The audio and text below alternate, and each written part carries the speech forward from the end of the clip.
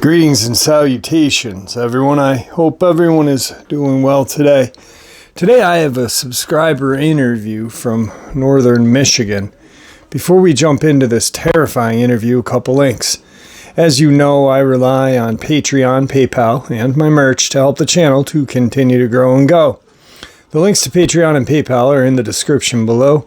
The merch is displayed directly under the video. Also, Dogman, Frightening Encounters, Volume 1 through 3, the audiobook versions. They were written and researched by Tom Lyons, narrated and produced by me, Jeff Nadolny.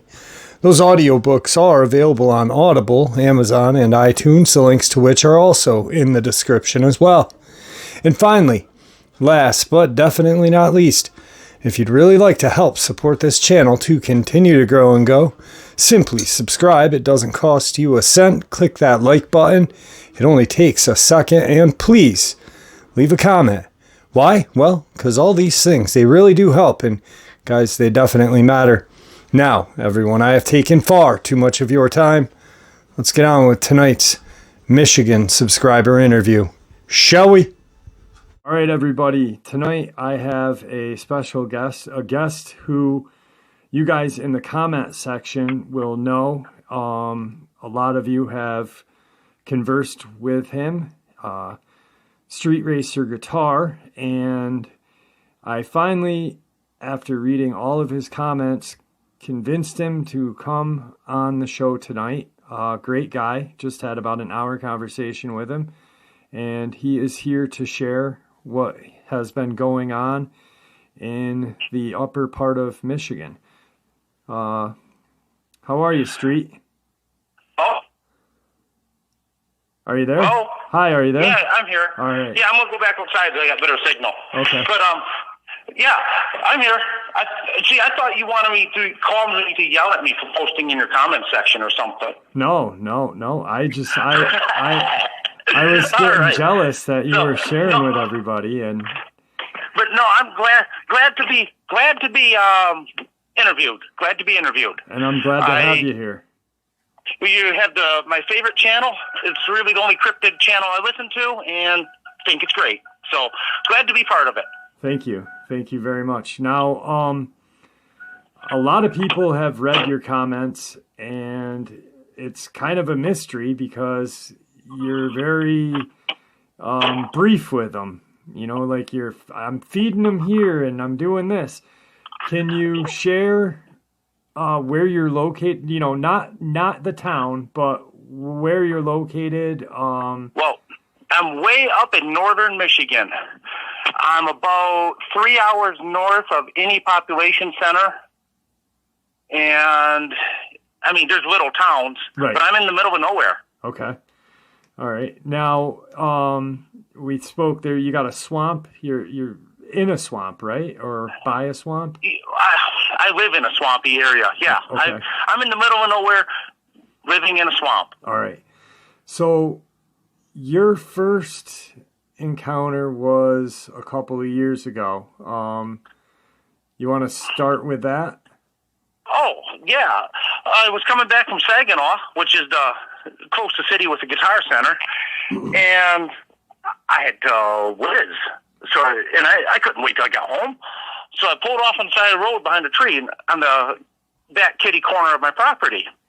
Now, our area is full of just terrible people. There's a lot of meth labs up here. And I live in an area that it's got a liquor store and a bar and a trailer park down the street. So I thought it was this meth head coming out of nowhere because they're all weird. This thing in a wolf, I thought he was playing Scooby-Doo with me with his wolf mask, right? So I'm whizzing, and he's coming running up, and so I hit him. I hit him with the 1, 2, 3. The first one went right to his throat. The left hook caught him right on the side, and the right cross right under the chin. It took me a while to realize it wasn't a person. But I got out of there. I didn't think about it because when you see stuff that you don't expect, it's easier to believe it's a person in a costume. Right. But it had to be, it wasn't. So about a week later, things are getting into my garbage. Weird footprints. That's how I found your channel. I was looking, what is this? And what took the cake was when the garbage barrel got flinged, a full garbage barrel, got flinged across the yard. Now, when you say garbage barrel, he's 55-gallon barrel. Yeah, okay. Well, it got flinged across the yard because things were eating out of it. The top would get thrown off, and stuff would get through my garbage. So I dumped a bunch of hot peppers in there, ghost peppers. I figured, whatever's eating this, I'll fix you up. I ain't gonna let garbage all over my yard. Well, whatever I did, ticked it off, and it just flipped that barrel across the yard. So I get some researching done, and that's how it gets me to your channel. I see these footprints, and I go through a lot of channels and research, what is this? What is this? That's how I found your channel. Right. So, fast forward, to keep things away from my garbage, now I realize I think I have a suspected Dogman on the back of my 160 acres in the corner of the swamp. I put some roadkill back there. Started a bait pile. It's like a feed pile. Yep. Now, when you're feeding stuff, like I used to feed deer apples. When you're feeding stuff, the deer used to wait when I feed the apples every day. I'd get out of my junior high school, be about 2:30. I'd go out there and dump the apples, and the deer would wait, and there were more deer show up. So it was kind of like that with these creatures, these dogmen. So more of them came, and I think it was a family, a pack. They seemed like communal creatures. Okay. And they got used to me. Well, one of them, they were getting a little brave. Well, I zapped one with a cattle prod because it got close. I threw the dead roadkill deer off M32, the highway. I threw it back there. And the one got really brave and grah. So I zapped it right on the side of the neck with the cattle prod.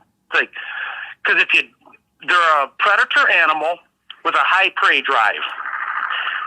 If you're not scared of them and you don't run away, going, oh my God, something scary, you'll be fine. Stand your ground. It's like that with people. It's like that with dogs, anything. So he stood back. But they were waiting. So I fed them.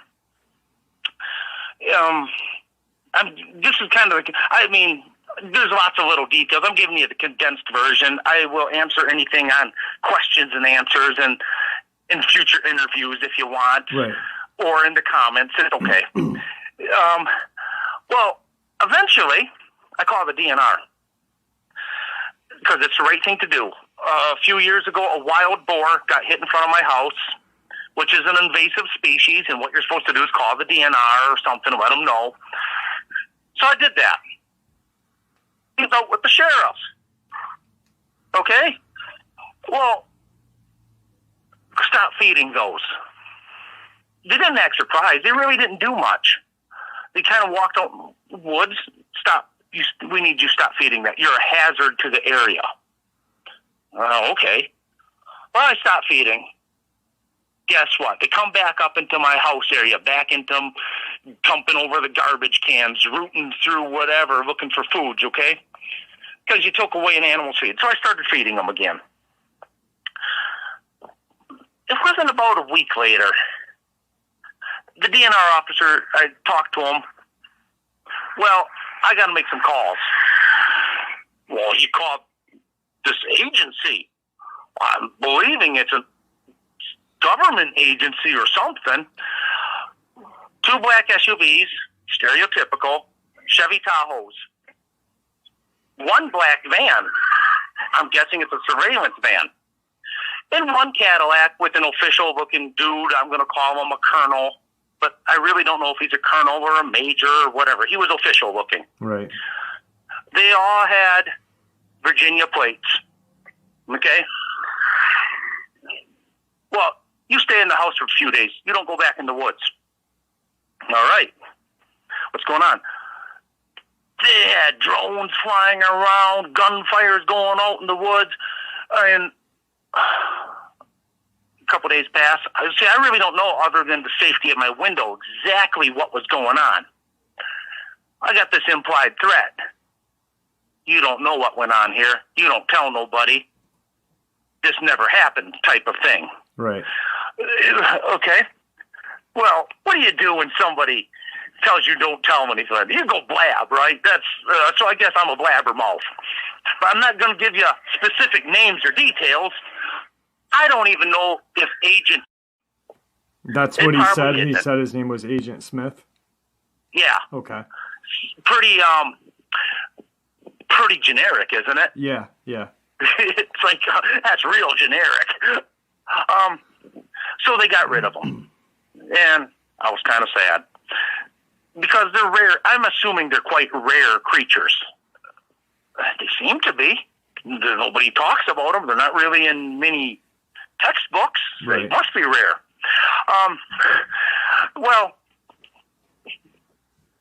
when you leave a vacuum free of a predator animal, it's like something comes in to fill the vacuum. Well, more Dogman came. One, and possibly a second one came in. It's like they must be territorial. And when one territory empties, they sort of expand over to the next territory. Does that make sense? Absolutely. They're nomadic, so if they sense there's nothing there and you've got a great spot for them, why would not go there? Right. And so this one was a little sketchy, but I didn't start the feed pile with him. He was a little more standoffish. And the second one, you'd only catch a glimpse of. So I continue feeding, but this one was not brave yet because it didn't get accustomed to the feed pile of me going there. It's relatively new. But I did put a camper out. I figured, well, I'll give this animal some shelter. The camper got trashed. And, well, it made a mess on the floor. So I blamed the Dogman. We'll get back to I don't think it was the Dogman. And so I said, well, if you're going to be like that and vicious and violent, I'll fix you up. Because a few of the people read my post and said, you better be careful. Right. Well, I'll fix this thing. I'm going to put some antifreeze out for this bugger. So I mixed it in the beer. Okay? I felt bad. I don't know. I don't know if I made him sick or not, but I felt bad the next day. I didn't kill nothing with the antifreeze. I'm assuming like a rat will take nibbles or something to see if it makes him sick if it's new. And that's why I have a feeling that's kind of what happened. Okay. But now I got the DNR officer poking back around. Hey, anything strange happening on your property? Like, well, what are you getting at, buddy? You ain't so honest. You know what I mean? You kind of give me the business last time. I ain't telling you nothing. So it continues on. Now, why I don't think the camper was wrecked by the Dogman? Recently, I had a drunk on my property. He had a Ruger 22 with a 25-round clip, middle of the night, blapping away. Pow, pow, pow, pow, pow. I go out there, see what the heck is going on in my woods. And it's some drunk. And he's drunkenly mumbling, I gotta get rid of Satan's dogs. Well, it took some conniving and some swear words and some threats to get him off my property. Now, I'll tell you what, I'd rather deal with a predator animal that runs off one basic method of operation than some drunk with a 22 that you can't predict because people are crazy. Yeah. It's not anything else you have to fear, it seems, but people, because they're nuts. Anyway, I got him going, and he left in his dilapidated little SUV. Now, karma was bittersweet. He made it a mile down the road, went into the ditch, and I believe he got a DUI because the police came and got him. So I got a kind of a last laugh there. Right. But that's sort of the brief version of what I've been putting down in the comments, and kind of what happened. Now, I mean, I got a couple of questions. When you said that when you were going to the bathroom, taking a pee, you're what, 6'2"? This thing was about 6'5". correct. Can you give like a like, I know it was dark. How about what the body resemble? I mean, you've seen these in light and nighttime, right? Yeah. Can you give us can you give us It like was a jacked. description? I'll tell you, it wasn't fat because wild animals tend not to get fat. Right. It was jacked. But that experience was short-lived. Okay. Because this thing came running up, making some threatening noises, and now you don't know what's going on. You think it's a guy in a mask, so you hit him. Yep. And down he went, but it wasn't. But it was, and it smelled raunch. Like, it just smelled, well, like anytime, you know how you take a dog out and it rolls and stuff and it comes back in your house and stinks real bad? Yeah.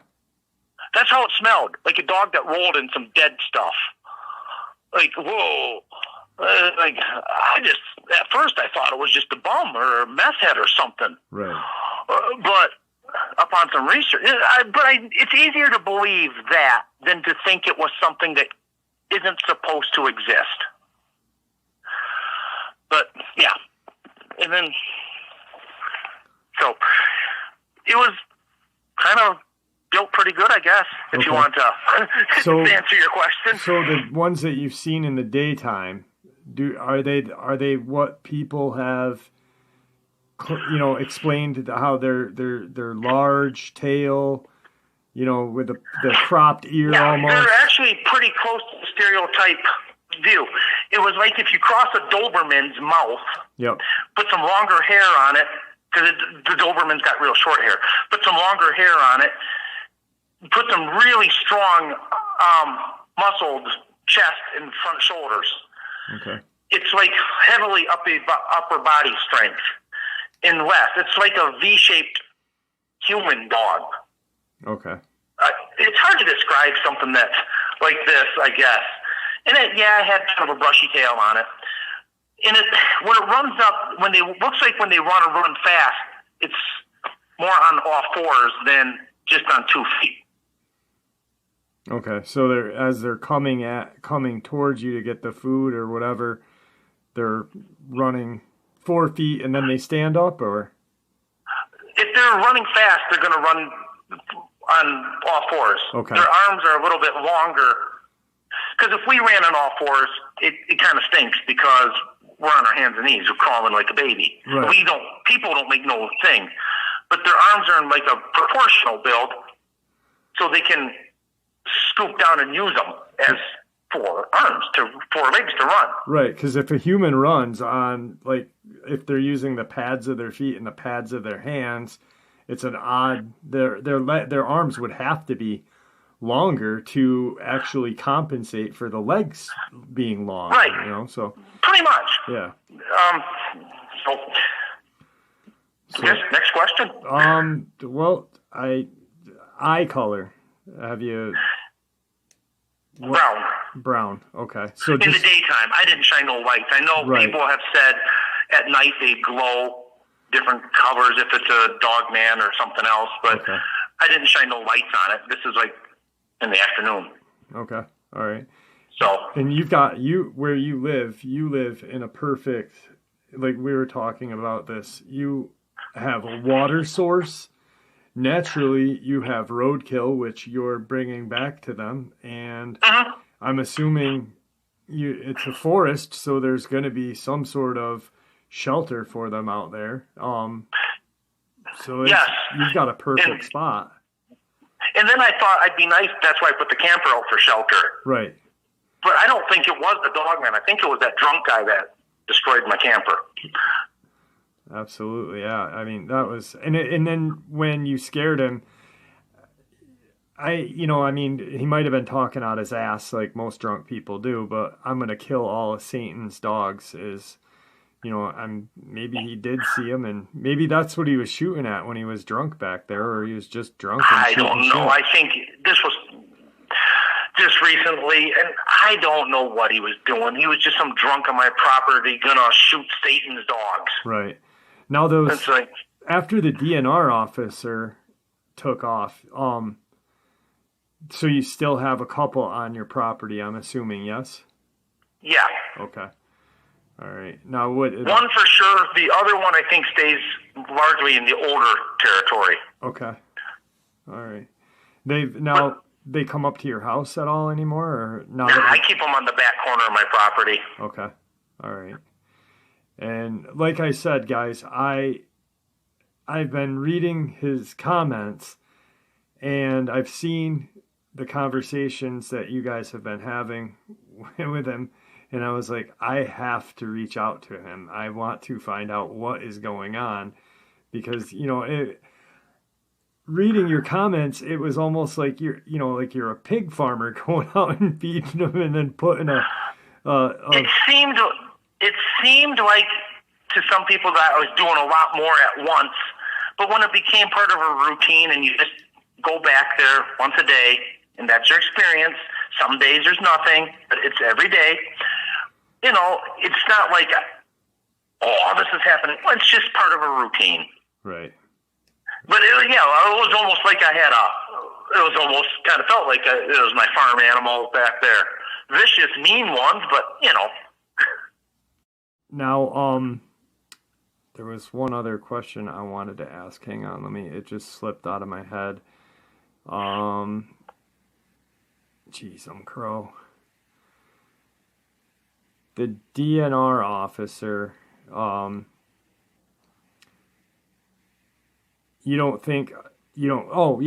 that's what it was. So when the initial visit with the Agent Smith and DNR officer, you heard a lot of, like a mini firefight. And drones. Obviously, there's going to be drones. Well, I had to sit in the house. See, when all the black official-looking scary people came, the black cars and the guys in the fancy SUVs and uniforms and stuff came, the DNR wasn't with them. Okay. He just came once with the sheriff. Oh, okay. And then he's like, well, I got to make some calls. And then he sent the scary-looking agency people over. I don't know if they know about this and this is what they're supposed to do, but right. No, it was about 3 days, and then you sit in your house. Don't go in your woods for a few days. And you didn't see them removing any carcasses or anything. You just heard I don't know. All I know, I didn't see none of that. Okay. I just heard stuff. Now, there is back roads on the other side of my property. It's not like my woods goes continuously. Okay. So they can go back there and take things off. And all I could watch on that was from the safety of my window. But they had 2 black SUVs and a van and a drone and a fancy luxury car with an official-looking guy. Right. So that's crazy. I mean. Then the next week, the DNR officer comes back. So anything strange happening lately? I'm like, yeah, I ain't telling you no more, buddy. Right. Because, you, like you said during our conversation, you felt like it was murder and inhumane to kill them a little bit. They sort of look like people, right? Right. They think they're highly intelligent creatures. I mean, so if it's a humanish looking thing that can think and process ideas, well, it's kind of like a person. Where's the moral dilemma? Where's the ethics here? Do you just blast it? And why would you do that? Right. It's not really causing you any harm. It's not ruining your home or attacking your animals or anything. So I agree. I will say, I've noticed if anything gets close to the house, I have a house cat that's never been outside. But my windows have been open all summer. Okay. If anything like that gets close to the house, the cat goes ballistic and hides, and you can't get him out from nowhere. Perfect little guard cat So, right there. So that you have like an alarm system. Right. So if anything's getting closer, like this cat, where's the cat? He's hiding. And the cat don't usually hide on nothing. So, like, I don't know what would happen if I had dogs. They'd probably bark and make lots of noise, but I don't have a dog, so. Right. Now, has you have a son? Has your son seen them? I don't let him go back to the feed pile. It'd be dangerous. Okay. But does he know? Hey, have you saw the Dogman? Yeah, he saw him. Okay. He knows they're back there. I just don't want him riding around on his quad or something all by himself back there. Absolutely not. Yeah, absolutely not. This is, I mean, like I said, I have been dying, and I'm so glad to have you on tonight because, I was just like, this guy has got to tell me what's going on. And, we spoke for an hour before doing this interview, just about this, that, and the other thing. And, I mean, you've got a hell of a story to tell. And I'm free. If anybody wants to ask me questions in the comment section, Yep. I'm pretty good.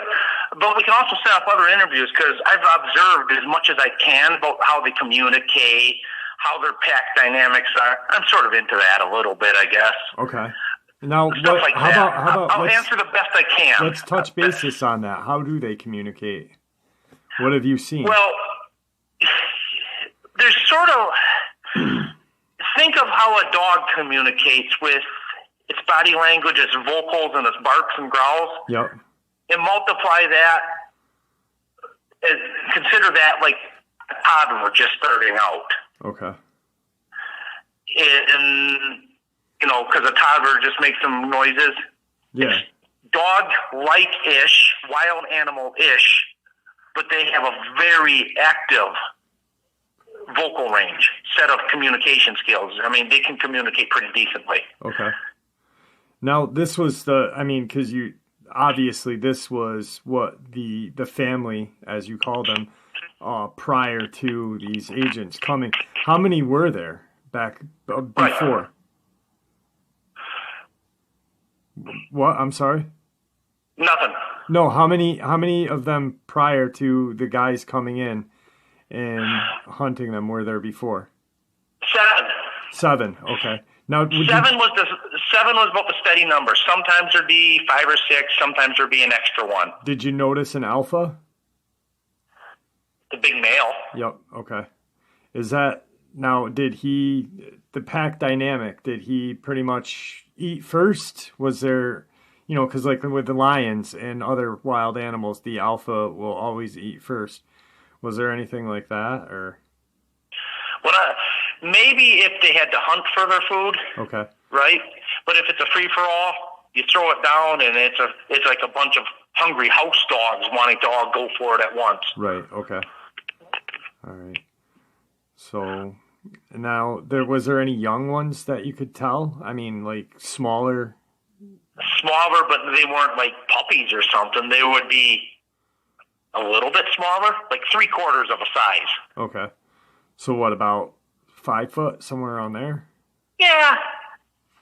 I don't, it's like just a little bit smaller. Okay. All right. I don't know how they age or when they breed or have kittens or puppies or whatever. So maybe they were last year's, maybe they were 5 years ago. I don't know. Okay. Yeah, I'm not sure their life cycle.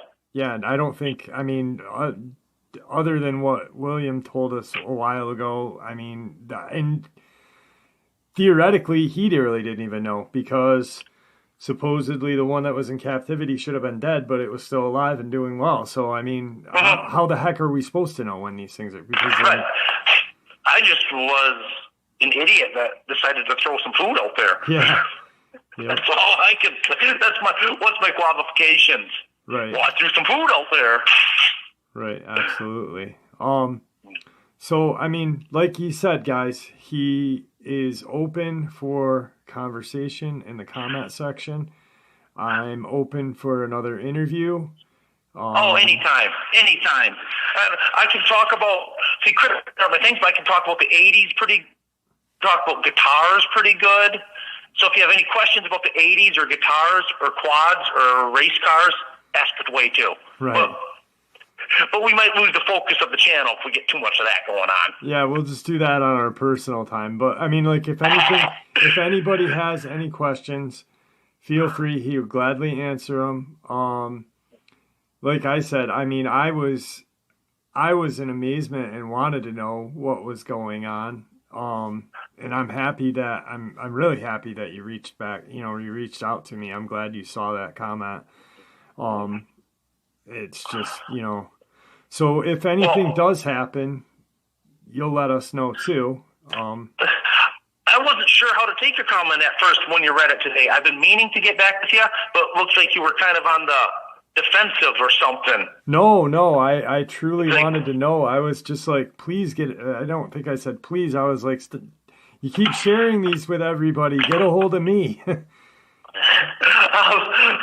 no, and there's some really great people in your comment section. Yeah, I mean, and there's some regulars that it's like, if you're going to make friends over a comment section on a cryptid channel, I guess that's about as close as I can get. Yeah, true. I've got an amazing group of people that follow me, and I'm thankful for everybody, and I did stop reading comments for a while. I'm just now getting back into it because, there's the trolls and stuff, but, I'm glad that the comment section is alive and going because it makes friends, and like you said, friends, it's people that can just bullshit with each other about what's going on or ask questions. Oh, I've had this happen. Well, I've got this going on. So yeah, feel free to ask me.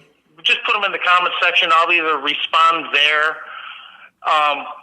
or I can do an interview, however you want, or we can do both. Right. Or if you want to tell me I'm an idiot, I ain't that sensitive. So, or it's all right. I don't care. I hope not. I hope it stays serious. Yeah, not that sensitive about stuff. So yeah, no. All right. So this was what I wanted to know about what was going on. Hopefully we can get another interview and you can answer some more questions to people. Oh, definitely. I mean, I just gave you the quick glossy version. Right. I fed them. The DNR called some agency from Virginia. They showed up in official vehicles. They killed them. Another Dogman showed up. Yep. That's a cliff notes. Yeah. So maybe we can sit down again and go deeper into the cliff notes. I'm coming up on time for record wise. Is there anything that you want to say to anybody at the end of this? Nah. All right. I'm all set. It's like, be excellent to each other. Yeah, pretty much. All right, my friend. Well, I appreciate you coming on. If anyone caught my movie reference, well, if you caught my movie reference, put it in the comments, and you can get points that don't matter from me. Be excellent to each other. Be excellent to each other. All right. Well, it was great talking to you, and I look forward to talking to you again. Definitely. I'll stay tuned, and have a great day. You as well. Thank you for coming on. Oh, my pleasure. My pleasure. All right, guys. Street is a funny guy. Great interview. Great guy. Just a good time. A lot of information shared. I hope you guys enjoyed it as much as I enjoyed sharing it with you. Guys, everyone, stay safe, stay happy and healthy. And may the Great Spirit watch over us all. May He guide us down that path that we call life.